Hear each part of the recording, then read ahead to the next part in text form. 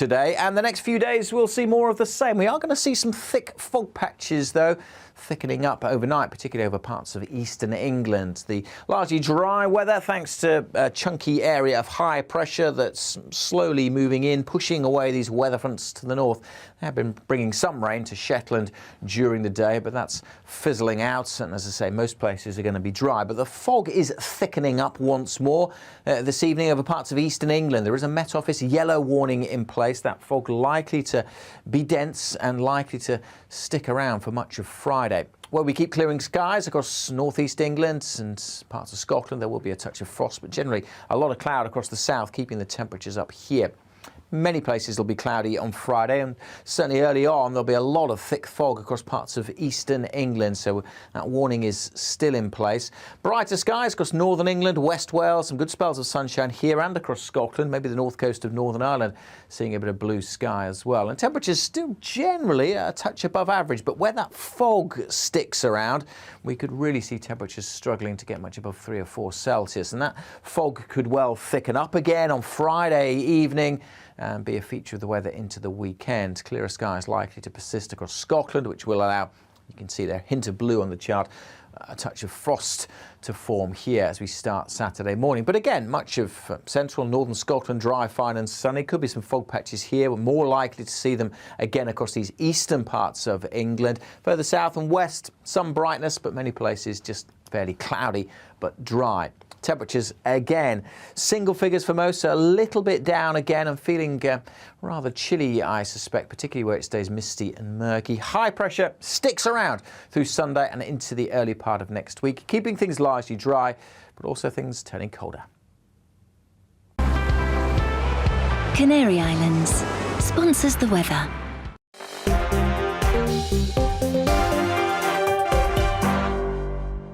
You're watching GB News live across the UK and the world on our digital stream. GB News is Britain's news channel. We are the UK's home of discussion and debate from all perspectives. We are here for you. Don't forget to join our YouTube community by clicking on that subscribe button. And if you want the GB News app, you can click and catch up on programmes anytime. We love to hear from you, so email us. gbviews@gbnews.uk. Thanks for being part of the GB News family. My name is Andrew Doyle. Join me every Sunday evening at 7 p.m. for Free Speech Nation. This is a show where we address current affairs and news stories of the week with the help of 2 wonderful comedian panellists. I brought in comics because I want to give it a lighter edge, and also they work for less. See you there.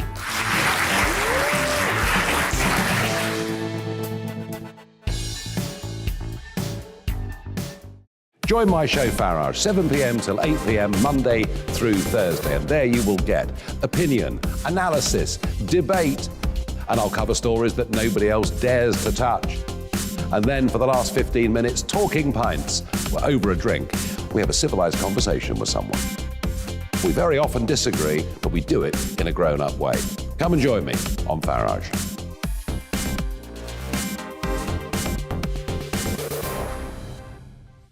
I'm Colin Brazier. I've reported from more than 70 countries around the world, covered wars from Afghanistan to Iraq, from Lebanon to the Balkans. I'm trying to bring that experience, that feel for events, to the studio. And something else. I'm ready to give an opinion. Today's stories with a spark. Brazier from 8 p.m. weekdays on GB News.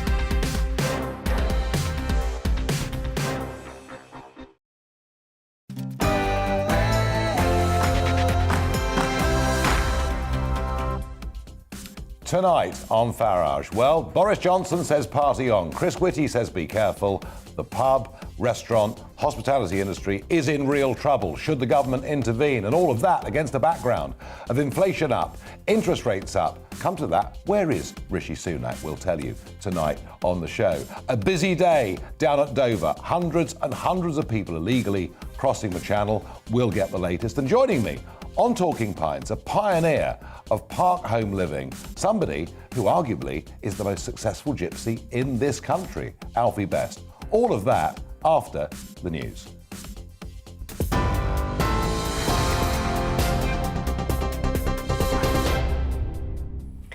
Good evening, I'm Polly Middlehurst. The Metropolitan Police want to talk to two people who attended a Christmas gathering at the Tory party headquarters during lockdown last year. The force says it's in relation to alleged breaches of the coronavirus regulations in force at the time. The former London mayoral candidate Sean Bailey quit as chair of the London Assembly's Police and Crime Committee after the Mirror newspaper published a photograph of the event. Police are also looking into gatherings at Downing Street and the Department for Education in November and December 2020. Meanwhile, daily COVID cases in the UK have hit a record high for a second day running. More than 88,300 were reported in the last 24 hours, 10,000 more than yesterday. It's the highest daily total since the pandemic began. The Chief Medical Officer, Professor Chris Whitty, is urging people to deprioritise certain social events ahead of Christmas to help prevent the spread of the virus. He's warning more records will be broken over the coming weeks as the Omicron variant surges in the UK. Anybody who has something that really matters to them, concentrate on that thing and then build out from there, rather than just accepting every invitation and going to every bit of work in person. Clinical studies are showing that lots of people are getting reinfected with Omicron who previously had been vaccinated or had a combination of vaccines and natural infection. So it definitely is likely to bypass some of the ability to reduce infection. Well, British tourists and business travellers will be banned from entering France from Saturday because of the rise in Omicron cases in the UK. The French government has announced that only French nationals, their families and British citizens living in the country will be allowed in. They'll have to self-isolate for 7 days on entry, but can leave isolation after 48 hours if they receive a negative PCR test. Travel industry groups describe the move as a hammer blow to their Christmas season. The Bank of England has raised interest rates for the first time in 3 years. The increase from 0.1% to 0.25% follows a surge in the cost of living. 8 out of 9 committee members voted in favour of the move. And as you've been hearing today on GB News, more than 500 people have been rescued from the English Channel so far today. Border Force and lifeboats have intercepted several small boats and inflatables carrying men, women and children. Migrants pushed past French police to make the journey to Dover as the weather improved. The authorities say the rescues are ongoing this evening. That's your news update from me. Let's get back now to Nigel Farage.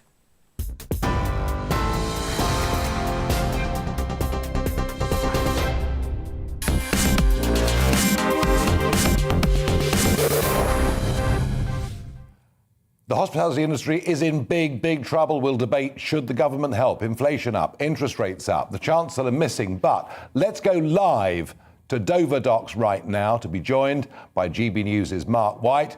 Mark, this issue's been off the radar for 10 days because of the weather. Since 27 people drowned out there in the English Channel. But I believe today's been a very busy day in Dover. Yeah, they've been back in significant numbers. Your timing is impeccable as always, Nigel. You join us as 2 RNLI lifeboats have just entered Dover Harbour. There you see the Ramsgate lifeboat, and to the right of that is the Dover lifeboat, also in and unloading migrants now who are coming up this gangway. You can see quite a few women and children on the particular boats that these lifeboats have intercepted. They were intercepted about an hour ago just out into the channel, and it just shows you that even now, well into the evening, the boats are still coming with these young, very young children. And I saw an infant that could only have been a couple of months old wrapped in foil to try and keep that child warm. On the back of the Dover lifeboat, actually, there's still quite a few migrants, and actually on the Ramsgate lifeboat, it's really quite dark and gloomy, obviously, in the harbour at this time of night. But they're all packed out on the bow of that vessel standing up, and quite a few on the stern of the Ramsgate lifeboat as well, Nigel. So we make it around about 550 so far, but it depends on how many we count off these 2 lifeboats. The reports that had come into the Coast Guard were of 2 boats in trouble, with up to 40 on each boat, and that's why, of course, the lifeboats were dispatched. Also, of course, because Border Force is out of hours. We're past the normal daytime schedule that they work to, so any calls in the very early hours or in the evening tend to go to the lifeboats. So they're out there. They're always going to respond, though, because they can't take the risk that it's not a genuine call, given what happened last month, Nigel, with the loss of 27 innocent lives. Mark, it's very dramatic live footage, but I have to say, the thought that Border Force, who are supposed to protect our borders, are out of hours and safely tucked back in their hotels or wherever they're staying is frankly appalling, putting that burden onto the RNLI, onto these volunteer crews. Absolutely dreadful. Mark, the number, you've said 550. Who knows, by the close of play tonight, it could be bigger than that. It probably will be.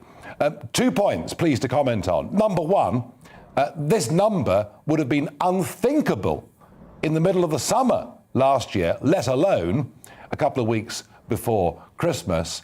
And what happened to all of the promises from President Macron? Yeah, on that first point, it's staggering, isn't it? And it just shows you how many people are still waiting on the other side of the channel to come across to the UK. There are very significant numbers, even though the French authorities regularly have these clearance operations targeting the makeshift camps there.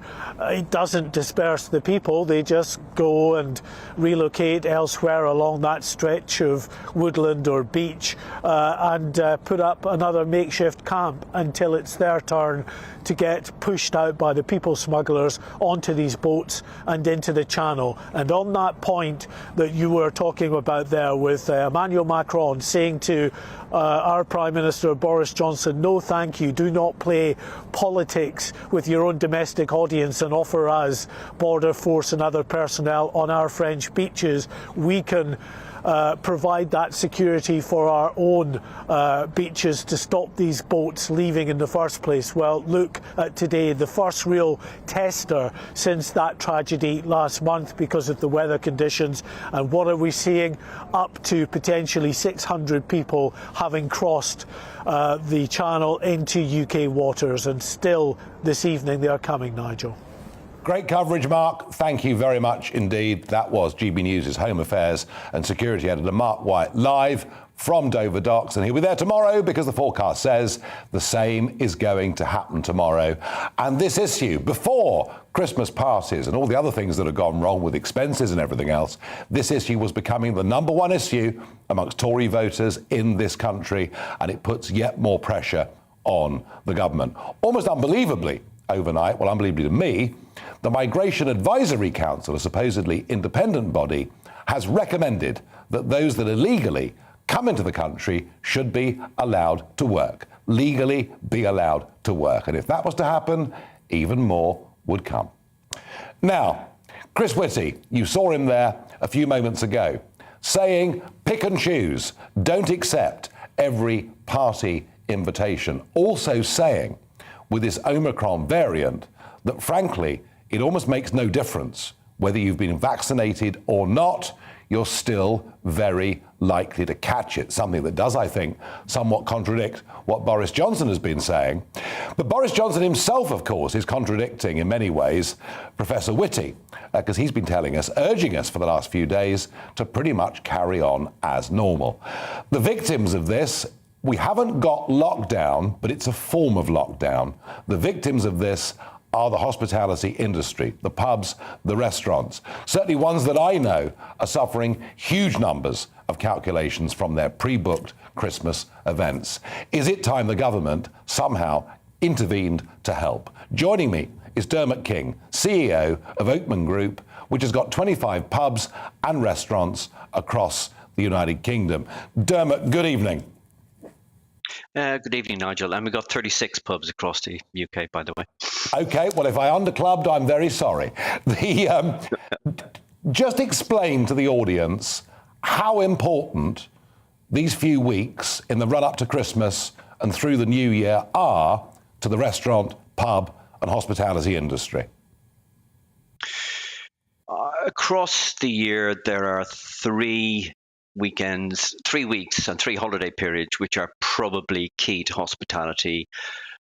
By far and away, the biggest one is Christmas, second is Easter, and third is that week that leads up to August bank holiday weekend. Christmas accounts for roughly anywhere between 20% and 30% of a hospitality business's profits for the year. It is the time of year when particularly regional pub businesses, community pub businesses rely on families coming together, families socializing over Christmas, families getting together over Christmas. Traditionally, people have been away working hard all the way across the year, and this is the one time of year they come back, and this is the one time of year that pub businesses and restaurant businesses really make super profit. So if an industry that expects and hopes to make 25% of its annual profits in these few weeks is suffering as badly as we're told, and I mean, give us an idea. What's your level of cancellations? Since the Plan B rules have been announced, we were getting something like 15% cancellations, which, to be fair, I have to say, we were compensating by the cancellation rate through late walk-in business. So overall, I am not saying we were as damaged. What's happened over the last 24 hours is that 15% cancellation rate has jumped to 40%. So 40% of our covers are cancelling on any given day. So what's clearly happening are people are holding fire on the run-up to Christmas because of the fear of having to isolate on Christmas Day itself. And they're holding fire until after that period. So I think it's fairly devastating for most of my colleagues in our industry, particularly city centre pubs. We so happen to be based in suburban residential areas. We're not feeling it as bad as everybody else is. But if I was a city centre business, it would be devastating. And the industry's been through a really horrendous 20 months.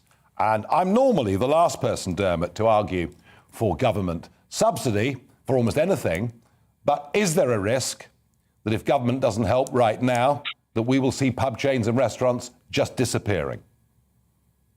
Look, Nigel, you're well known for speaking on behalf of people that governments have long since thought was no longer worth listening to.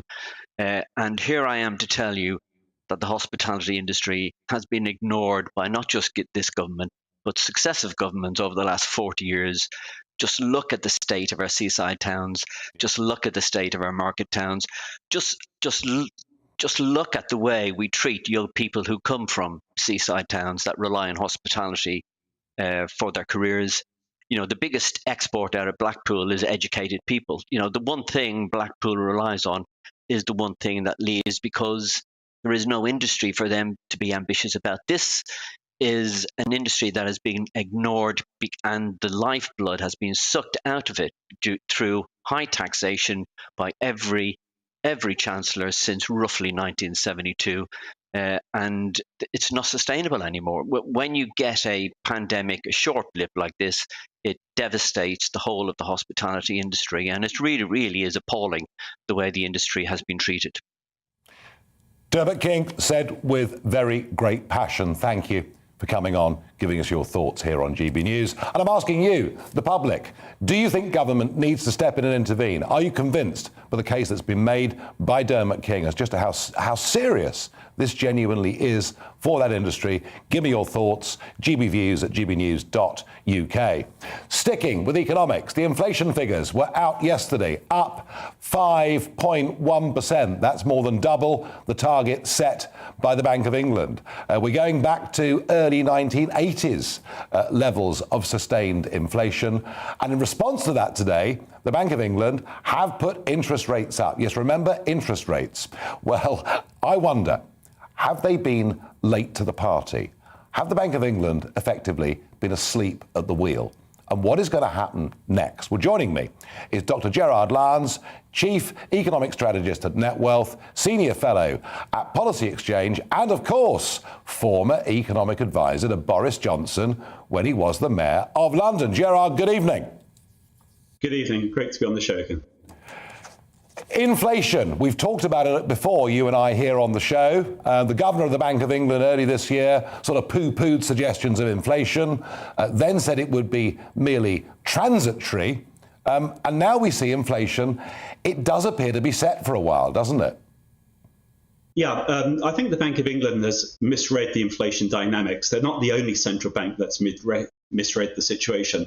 But inflation is far above the 2% target. It's currently 5.1%. Before this latest Omicron variant, I thought inflation would peak about 7.25% next April. If the economy takes a hit, as it probably will because of this variant, nonetheless, inflation will still exceed 6% probably by next spring. And the danger is it could be higher than that as price rises start to feed through if firms try and increase their profit margins. So the reality of the situation is that the Bank of England is trying to play catch up. When one looks at inflation, the best way to think about it is this, Nigel. Which P is it? Will it pass through quickly? Will it persist? Or will it be permanent? It's unlikely to be permanent, but the Bank of England thought it. I've lost him, which is a very great shame because Gerard Lyons is somebody that I listen to. Well, I think what he was saying about inflation is that it's not going to be permanent, but that it is going to be persistent. And that's certainly the feeling that I've got. Interestingly, interest rates have gone up to 0.25%. What you would normally expect when inflation is exceeding levels that the Bank of England or other central banks are aimed to target for, normally they would put interest rates up faster and harder than they have. Gerard, you're back. Yeah, sorry about that. This hasn't happened before. But, no, that's okay. The point that I was making in your absence was that normally central banks would have acted far more quickly and far more aggressively with the raising of interest rates than they have. But my little theory is that we're so indebted nationally and indeed individually that the government, that the bank actually cannot use interest rates as the tool to stop inflation because they fear what the consequences of a big rise in rates would be. I think you've touched on the key point. In fact, since the 2008 financial crisis, monetary policy has been the shock absorber, and we've become used to low interest rates, cheap money. And it's been, in my view, the biggest contributor to rising inequality in Western economies, because it's fed asset price inflation, fed property price inflation. So there's two key issues here, and one is never really focused on. One key issue is monetary stability and inflation. And I think you're correct, and I would agree that the Bank of England has been slow off the mark. But the other aspect, which is rarely considered and often overlooked, is financial stability, both through cheap money, low interest rates, and through the Bank of England being now the biggest buyer of government debt. We have a situation where financial stability is being possibly sacrificed. Markets are not pricing for risk. The last time this happened on this scale was ahead of the 2008 financial crisis. So what we now have is the financial markets demand that the central banks are gradual and predictable in anything they do, because the markets cannot afford, in some respects, to be frightened by aggressive monetary tightening. But the irony is, to keep inflation in check, that's what you actually need. So the challenge we now have is that while rates are low, they will rise gradually, but they'll probably peak at a low level. So it won't really keep inflation in check, and it will allow financial instability to be the problem there in the backdrop. And therefore, that's a real worry, both on the monetary policy front with respect to inflation and on the monetary policy front with respect to financial stability. Finally, Gerard Lyons, you've made the point there that government policy since 2008 across much of the Western world has led to huge inequality, the rich getting richer, the poor getting poorer. Do the political figures you talk to in this country actually understand the consequences of what they've done over the course of these last 13 years or so? Well, I think monetary policy became the shock absorber, so it was seen as the only game in town. Now we have a situation because of the pandemic where not just in Britain, but in Western economies, we had both cheap money, but also public debt levels at very high rates and levels. So the challenge is that the only way really out of this is strong economic growth. And if growth underperforms, then we start to see the challenges in terms of repaying that debt, and also the challenge you alluded to in your question about the inequality issue. The big worry in the near term is not only the Omicron variant hitting the economy, sectors like hospitality and creative sector hard in the next 2 to 3 months, but we are likely to see a cost of living crisis over the next 3 to 4 months in particular, and inflation will only start to fall in the second half of next year. Gerard Lyons, thank you very much indeed for joining us and giving us that economic update. And I have a feeling that as the next year unfolds, the cost of living is going to become one of the really big political issues. And in the middle of all of this, hospitality in trouble, inflation way above target, interest rates going up. Where is Rishi Sunak? Where is the Chancellor of the Exchequer? Well, I noticed he didn't vote the other night on the Plan B restrictions. Odd. He was down as an abstention. We've learnt now he's not in the country. He's in California. He's been there for some days. If you believe the Daily Mail, well, they tell us, other papers too, that he's been briefing that he wasn't for the Plan B restrictions. I wonder, is it a bit like John Major when Margaret Thatcher was in trouble, having to go off to have a wisdom tooth operation? We're told he will now be coming back. In a moment, well, we talked about migrant boats coming in from France, but now you can't visit France because there's a travel ban.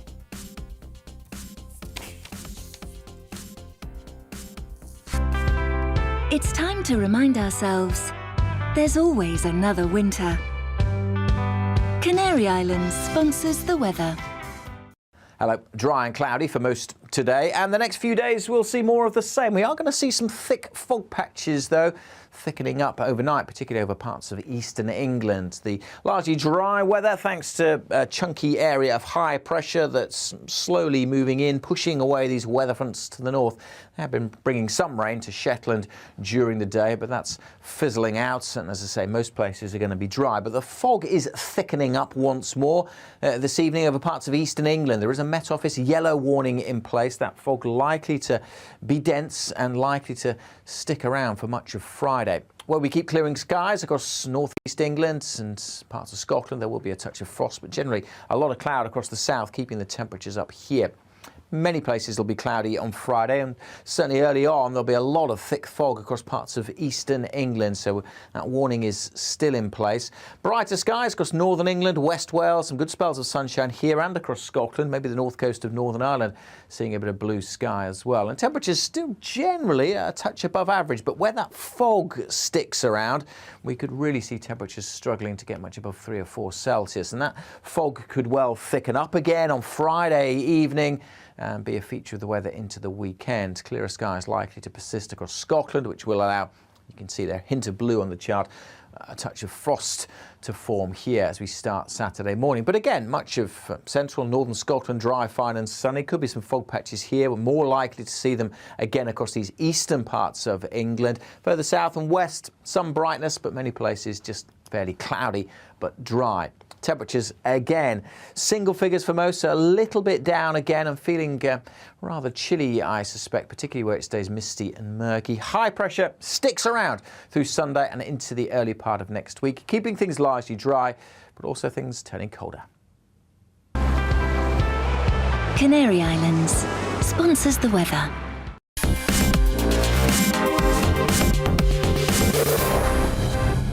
You're watching GB News live across the UK and the world on our digital stream. GB News is Britain's news channel. We are the UK's home of discussion and debate from all perspectives. We are here for you. Don't forget to join our YouTube community by clicking on that subscribe button.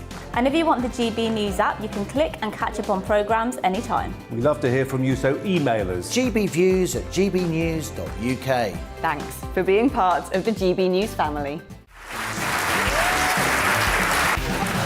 My name is Andrew Doyle. Join me every Sunday evening at 7 p.m. for Free Speech Nation. This is a show where we address current affairs and news stories of the week with the help of 2 wonderful comedian panellists. I brought in comics because I want to give it a lighter edge, and also they work for less. See you there.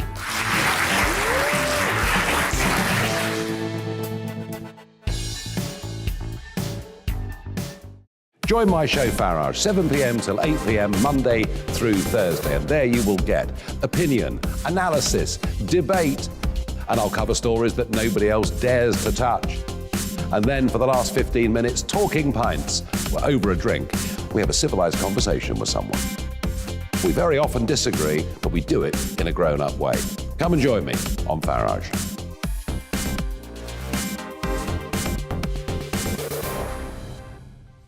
I'm Colin Brazier. I've reported from more than 70 countries around the world, covered wars from Afghanistan to Iraq, from Lebanon to the Balkans. I'm trying to bring that experience, that feel for events, to the studio. And something else. I'm ready to give an opinion. Today's stories with a spark.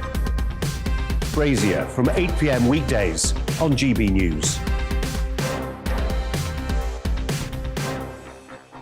Join us for Political Correction.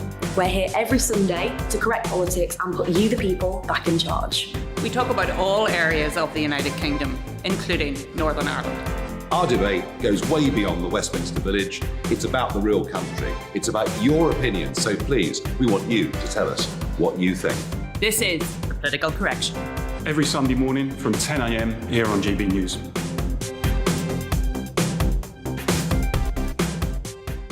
You're watching GB News live across the UK, the world, and our digital stream. GB News is Britain's news channel. We are the UK's home of discussion and debate from all perspectives. We're here for you. Don't forget to join our community by hitting the subscribe button.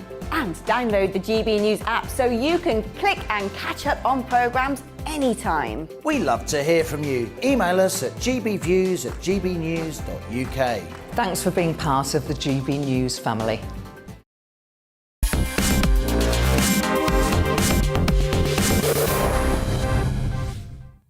We're told the Chancellor, Rishi Sunak, is coming back from his trip to California early and will be back in the UK tomorrow. Apparently, he's been there on official business. Should he help our ailing hospitality industry? Because they say they're in real trouble as cancellations today rise as high as 40% in many venues.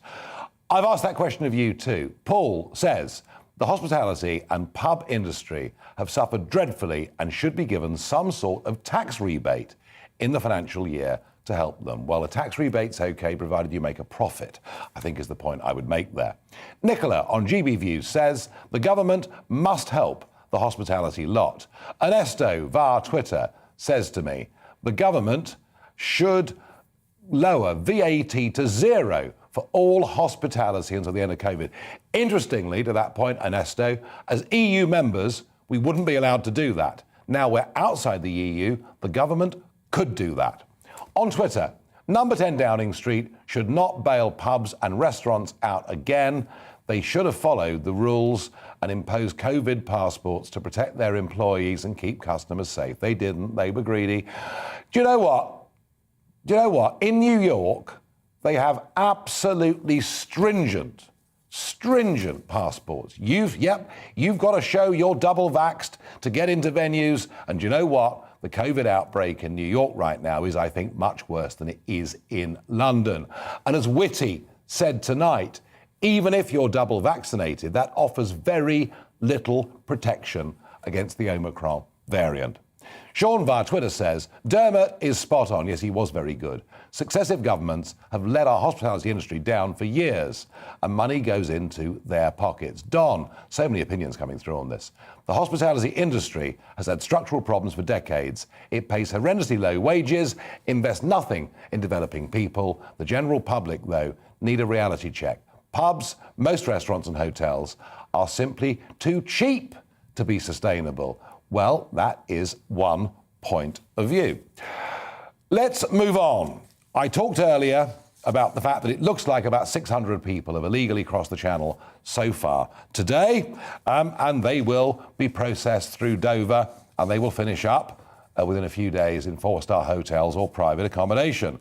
What about us visiting France? Well, joining me now is Julia Lowe-Boussaid, and she is the CEO at Advantage Travel Partnership, the UK's largest independent travel agent and travel management company consortium. Julia, Are the French lashing out once again at the Brits unnecessarily? I understand that those with a British passport basically now can't go to France. Absolutely. The rules, as we heard today, have changed. So from midnight tomorrow, French time, 11 p.m. our time, Brits will not be allowed to travel to France for any reason unless you're a French national or a resident. So unfortunately, that means holidays, friends and family, business travel. That is now all off. As of tomorrow, that is all off the table. I mean, normally this time of the year, and I can remember in previous years going back and forth to Brussels and Strasbourg as an MEP, and I can remember, Eurostar, Eurotunnel, the ferries being absolutely rammed at this time of the year. So presumably, this blows away Christmas plans for many, many people. This is an absolute hammer blow to an industry that's already been suffering. I heard you talking about hospitality, but if you look at the travel sector, we've not traded properly for 20 months. There have been consistent restrictions. So the week that school holidays break up, you've had families that are looking to be reunited with friends and family in France, ski holidays, all sorts. Absolutely devastating time for travellers and for businesses operating in the travel sector. Do you feel, Julia, that the French are acting unnecessarily hastily and perhaps in a slightly vindictive way towards us? It's really difficult to comment on a public health matter. I think the way that we are looking at this is actually it's for the British government to help us. The decisions that the French make, we can't control. But actually, given the situation we're in, the British government needs to put their hands in their pocket. They've not done so today for the travel sector specifically and help an industry that is absolutely on the brink of, falling off a cliff. There are a lot of demands on the British government's pockets. Julia, we thank you for coming on and joining us this evening. There we are, another sector in really dire trouble. Now, a What the Farage moment. ITV's political editor, Robert Peston, yesterday ahead of the Prime Minister's press conference.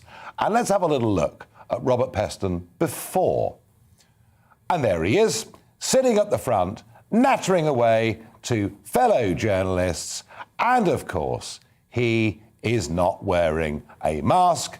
And he sat there for 15 minutes and Bush, Prime Minister's about to come, and on goes the mask. So, there are many in media who've been very critical of government, of parties and all the rest of it, and yet they appear to apply quite large double standards themselves. But my real What the Farage moment, the one that absolutely infuriates me.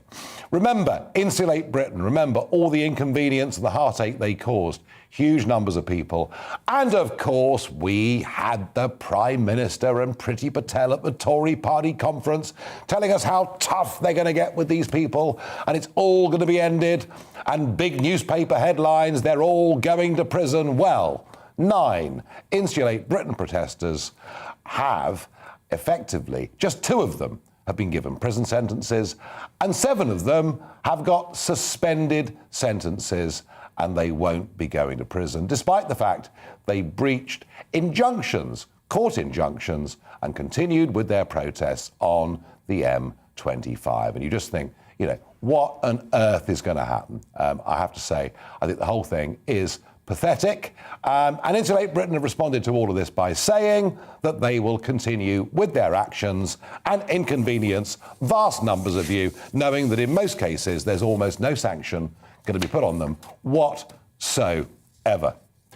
In a moment, after the break, I'll be joined by Alfie Best. He is the most successful gypsy business-wise in this country. And we'll talk about something called park living that could just help to ease Britain's housing crisis.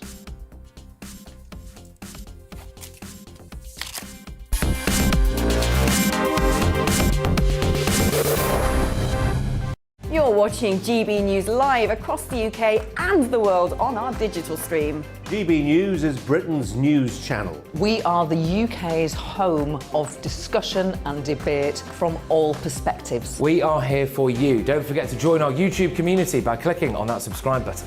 And if you want the GB News app, you can click and catch up on programmes anytime. We love to hear from you, so email us. gbviews@gbnews.uk. Thanks for being part of the GB News family. My name is Andrew Doyle. Join me every Sunday evening at 7 p.m. for Free Speech Nation.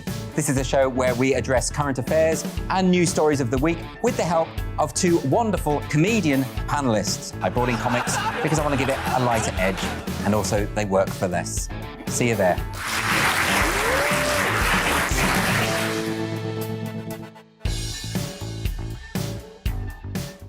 Join my show Farage, 7 p.m. till 8 p.m. Monday through Thursday, and there you will get opinion, analysis, debate, and I'll cover stories that nobody else dares to touch. And then for the last 15 minutes, talking pints. We're over a drink. We have a civilised conversation with someone. We very often disagree, but we do it in a grown-up way. Come and join me on Farage.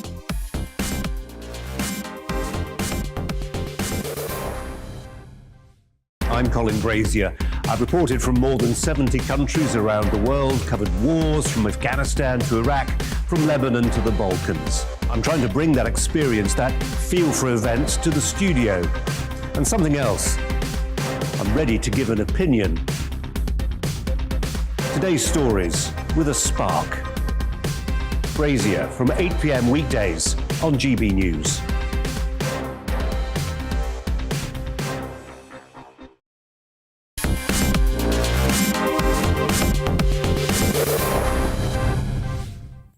The GB News pub has been declared open, and in these dire times, I'm very, very pleased that it is. And I'm joined by Alfie Best. Alfie, welcome to Talking Pints. Welcome to GB News.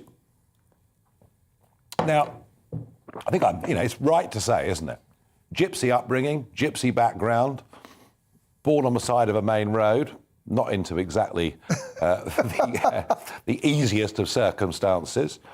I don't think your school career was that impressive. You wouldn't say I'm a great academic. I mean, you tell me. No.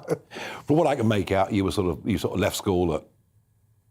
Well, I left school at 12 years old, but the reason I was born on the side of the road is my mum and dad liked cars and lorries. And was it a real gypsy family? Yeah, no, we're Romany gypsies. Yeah. I was brought up as a Romany gypsy, lived in a caravan up until I was sort of 17 or 18 years old. You don't ever stop becoming a gypsy. You know, what is the old saying? Just because a dog is born in a stable doesn't make it a horse. You know, you are what you are. Yep. And I think a man has to know where he's from in life to actually know where he's going. And anybody that denies it to himself can't really be true to anybody. So that's very profound. So you leave school at 12, you're out doing all sorts of different jobs to, make ends meet, bring some money in. Where does because you're now, the Sunday Times rich list puts you in every year. I don't know what you're worth. Do you know what you're worth? Yeah, my company's worth in excess of £1 billion now. So it's not bad, is it? No, but do you know something? After a certain amount of money, and that's way further down the scale, it's only just to see how far you can go. Yeah. You don't actually ever see the money, or I certainly don't. It's about building a company, and the company takes on a life of its own. Is the real honest truth. You must be the first gypsy billionaire. Possibly, yeah. I think certainly so. in this country. Yeah, I would say so. Do you enjoy the money? You don't see me frowning. You've got more than you could ever spend, obviously, but you enjoy the success. I love the success. That's what drives me. And how did you do it? How did you do it? What was the big break for Alfie Best? Big break. I think the big break was actually the hardest point of going bankrupt. At 20, I was very successful, and I was worth £1 million at 20-year-old, and I'd really done well. And the recession set in, of the 1990 recession. Yeah. And what I wasn't seasoned enough to be able to get through it. I didn't understand business well enough. Thought I did. And the worst thing that can happen to anybody in business is start to believe your own hype. And the moment you start to do that, you start to make mistakes, because people stop telling you and start telling you what you want to hear. Whereas the one thing we must always remember is we're students. We're all students of life. We never stop learning. Do you think the higher up anyone goes in a business, whether it's a business or politics, but when people reach a senior position, perhaps it's quite common to be surrounded by people who tell you what they think you want to hear. I think people start to believe that you're right. People start to believe that you're knowledgeable in, in fields that actually you're not. I'm not a smart man, but I certainly have a lot of people around me that are. Well, you must be pretty sharp. I mean, come on. You don't do this from nothing. Do you know what I am? A good common-sensed person, which is not so common anymore. Had you thought about politics? Because we could do with a bit of common sense in government and parliament. I was going to say I'd like to keep my common sense. Wow. No, well, common sense, I mean, it really matters. And you've got a bit of a passion for football, I see. Actually, I've got a passion for boxing. I just happen to... Boxing's the big one. Yes, but I own a football club. Yeah. We bought it to stop it closing because it was a cornerstone of the local area. It's called East Thurrock United. I'm not a passionate football person. Boxing I am. My son's a boxer. Yeah. I had 62 amateur fights. I enjoy that. If anybody said, what's your release, it would be boxing. We had Duke McKenzie in the other day. And, great guy, world champion at 3 different weights. And, of course, he's got the Duke McKenzie gym. He made a very interesting point. He said that, when he was growing up, kids from poor backgrounds, disadvantaged backgrounds, there were gyms and boxing clubs everywhere. It was an opportunity for kids to go and, learn a discipline and focus on something. And the point Duke was making is those opportunities just aren't there in the same way for young kids anymore. What I would say to you is boxing humbles the bullies and embraces the shy. It gives people confidence that haven't got confidence, and it makes the bullies realise that everybody can be a bully. Its opponents would say that it's barbaric, that it's outdated. What I would say to you is it certainly didn't hurt me. And it's certainly from a kid that, as a gypsy, I've suffered an awful lot of discontent. I don't like to use the word racism because I don't actually believe in it. I actually believe... Don't you? No, I don't. I believe it's just abuse. No different than calling somebody ugly, fat, thin or indifferent. I just take it as abuse. And that abuse I use to strive further. And do I still get it? Of course I do, but no different than a fat person being called fat. And you get jealousy now too. Yeah, of course. I'm really keen to talk to you. There's one thing I know that you're very successful at, and I think you're by far the biggest in the country at, and I think it perhaps could be a real opportunity to open up a debate. So, mobile homes is what I would call them, but they're not that mobile in a sense, they're quite fixed, aren't they? Yeah, look, mobile homes have moved on. They started off as a caravan. Yes. They then went to be a static caravan. Then they became a mobile home. Then they became a park home. Now today they're a park home bungalow. And to the naked eye, you couldn't tell the difference between a park home bungalow and a bricks and mortar bungalow. I'm very passionate about it. It's actually, I would say, the key to my success where I became passionate about it. I genuinely believe that it is the solution to affordable housing. Not could be, not would be, is the solution to affordable housing. So, I mean, I've got one of these, parks quite close to me. Probably a couple of hundred properties in there. I walk through there regularly, walk the dog through there regularly. I find the people that live there are some of the nicest, politest people you could ever possibly meet. They clearly haven't got a lot of money, but they seem very proud of what they have got. The gardens are all neat and tidy. There's a real sense of community. I mean, is this the experience around the country? There's good and bad in all parks. And park living isn't for everybody. Remember, it's not one shape or one box that fits all. Park home living isn't for everybody. I spoke to somebody yesterday, they said, well, I'd much prefer a flat. So, city centre people, you're going to have different walks of life. And they tend to be in more rural parts of the country. Yeah, of course. But what I would say, and I say the word of course, the reason that they tend to be more rural is because that's where they've evolved from. But why is park home living? Why am I so passionate about it? Real simple. Who better to buy a mobile home from than a gypsy? I've lived, breathed and ate it. I've slept, I've lived it. I know them back to front. So the truth of the matter is, not only am I an expert in it, I believe in it. And what makes me an expert? 50 years. 50 years makes me an expert of starting there and finishing there. Now, these mobile homes, these park homes, they come in different shapes and sizes. Yep. I mean, typically, let's just say that we're talking about one of these properties. Let's say it's got, I don't know, a couple of bedrooms. So it might be suitable for a couple that have got a kid, something like that. And they may well be, you know, on a council house waiting list. Yep. And they're finding months go by, year goes by, they're making almost no progress at all. I mean, there's at least 1 million shortage of council homes in England alone at the moment, and who knows, maybe it's even bigger than that. So they're pretty desperate with that situation. They want to get onto the property ladder, but actually, you know, buying a house, buying a flat, it really is very, very difficult for people. What could you say to somebody? Say in that situation, say you've got a couple in their early 30s, they've got a kid, they don't want to live in a big, you know, high-rise flat. What's it going to cost them to buy a 2-bedroomed? Well, let me turn this on its head, just before I answer that question. Yeah. I've written 2 white papers to the government on housing and affordable housing, how park home living is the solution to affordable housing. But now to come to your question, and I've never received a response. Never? Never. Not from the housing minister? No, not from the 2 previous housing ministers, no. We've not received a response. Have you asked for meetings with them? Yeah, of course.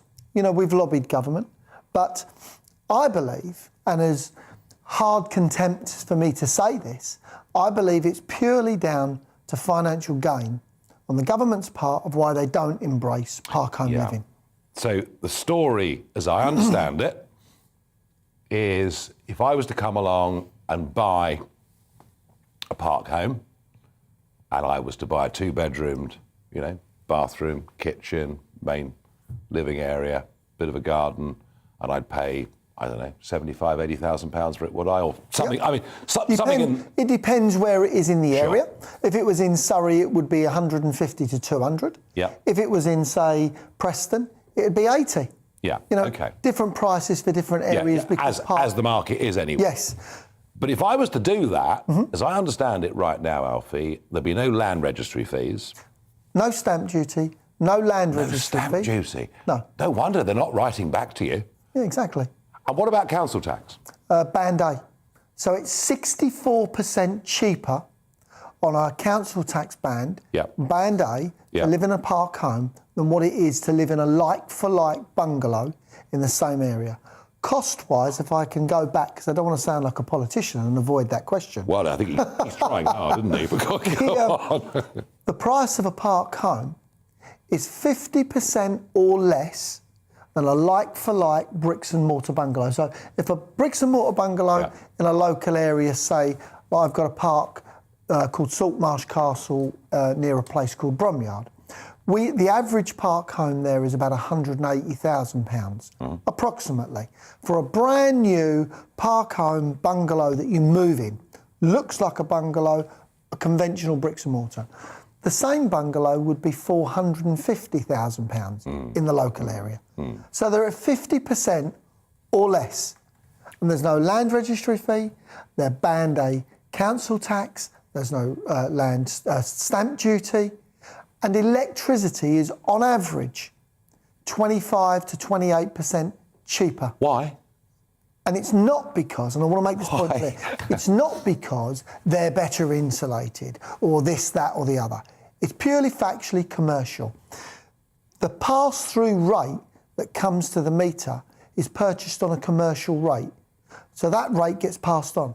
I don't know what you pay at home. I pay, I think, 23 pence per kilowatt unit, which is, I think, the average across the country, there or thereabouts. In a park home, that would be 15 or 16 pence per unit. So this really is affordable housing? 100%. And it stays affordable. Yes, it carries with the rate of housing. As housing goes up, park homes go up. Yeah. But it never reaches to the right level of bricks and mortar. And are you the biggest in this game? We're the biggest park operator in Europe that has ever been. Right. We've currently got 93 parks. We're fully independent. We're 100% owned. And the company has taken on a life of its own. I'm blessed because I'm not a smart man. I'm just a passionate man. I'm passionate about what I do, but I'm blessed because the team I have around me have embraced the dream of park home living. Do we get it right? No. We get it wrong every day. But I learn by my mistakes because I'm a student of life. Interesting. What about planning permission? Planning permission is very difficult to ascertain for park home living. Why? For all the reasons I've just told you. They'd rather give you planning for housing than what they would park homes because it's not financially viable. Alfie, I am really fascinated by this. You know, I've visited several of these sites over the years as I've campaigned and been around the country, and I know the places I've been to, I've met happy, contented people who seem very happy with where they are. I've been struck by a sense of community that exists in these places, and I'm very, very struck. I really think you've got something you've been phenomenally successful with it. It's been an overnight success, just took 20 years. Yeah, well, and I think government should listen. I really do think government should listen. And I have to say, I'm really going to make sure that we at GB News are going to contact the Housing Minister. And we're going to say, please, can you give us some answers as to why, you're not getting some proper answers to the questions you're putting. And I promise you I'm going to do that. Well, I had an interview on TV with Alex Salmond, who was the Scottish Chancellor. Yep. When I told him the same thing as what I've told you, he was blown away by it. Because anybody that listens to it and investigates it can see clearly this is a solution. And it takes people like yourself to be heard. Yeah, it's part of it. It's not all of it, but it could be very significant and I think could help a lot of people. So what next, Alfie Bass? I mean, you've done it all already, but what next? What do you do next? I've done a small Because you're still relatively young. Yeah, I think so. And also, I live a young life. Yeah. So what I'm saying is, I don't want to grow old. I don't want to grow old gracefully. I want to grow old and still be 20 years old when I'm 90. And for us, we will go to America. And America is the next country for us where we've already got parks there. We've got 11 in North Carolina. But for me, I want to go there. I want to do exactly what we did here. And we're not stopping in the UK. Our goal is, without me sounding outlandish, but is world domination of the park home industry. Well, there you are. You see, I mean, I've had a lot of guests on Talking Pints. Few, though, with the self-confidence of Alfie Best, and we thank him for joining us here at GB News. Thank you. Pleasure's been mine, and thank you. Cheers. Nigel. Thank you.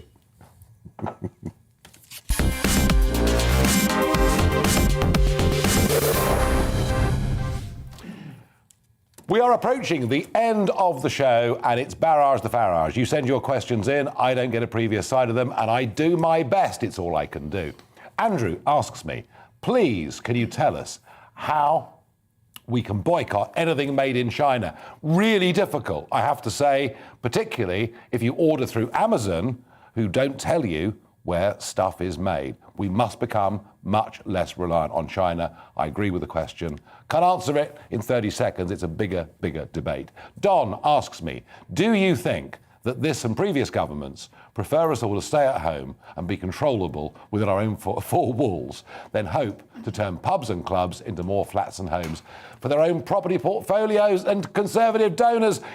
That's too cynical even for me, all right? But one thing for certain, they want to have as much control over our lives as they possibly can.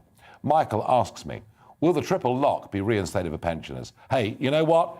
Pensioners, there's no way pensions will keep up with inflation. It ain't going to happen. Alistair asks me, do you think stagflation is on the way here and in the USA? Stagflation, for those that don't know, is when you have inflation going up, but growth considerably below it. And I think there is a very real danger of stagflation. I'm not going to get hysterical. It's not back to 70s levels, but it is going to be painful. The cost of living is going to be painful, which is why maybe affordable housing as Alfie Best put forward tonight, might be part of that. Last one, Sean says, how come the French can ban British people but the UK can't stop illegal immigrants coming from France? I think we dealt with that. Overnight, we're going to get the results from the North Shropshire by-election. That's going to be absolutely fascinating. I'm back here on the 27th of December. I'm also here this Sunday. If I don't see you before, have a great Christmas. Colin Brazier next, and also, of course, the weather. It's time to remind ourselves there's always another winter. Canary Islands sponsors the weather. Hello. Dry and cloudy for most today, and the next few days we'll see more of the same. We are going to see some thick fog patches, though, thickening up overnight, particularly over parts of eastern England. The largely dry weather, thanks to a chunky area of high pressure that's slowly moving in, pushing away these weather fronts to the north. They have been bringing some rain to Shetland during the day, but that's fizzling out. And as I say, most places are going to be dry. But the fog is thickening up once more this evening over parts of eastern England. There is a Met Office yellow warning in place. That fog likely to be dense and likely to stick around for much of Friday. Well, we keep clearing skies across northeast England and parts of Scotland. There will be a touch of frost, but generally a lot of cloud across the south, keeping the temperatures up here. Many places will be cloudy on Friday, and certainly early on there'll be a lot of thick fog across parts of eastern England, so that warning is still in place. Brighter skies across northern England, West Wales, some good spells of sunshine here and across Scotland, maybe the north coast of Northern Ireland, seeing a bit of blue sky as well. And temperatures still generally a touch above average, but where that fog sticks around, we could really see temperatures struggling to get much above 3 or 4 Celsius, and that fog could well thicken up again on Friday evening and be a feature of the weather into the weekend. Clearer skies likely to persist across Scotland, which will allow, you can see there, hint of blue on the chart, a touch of frost to form here as we start Saturday morning.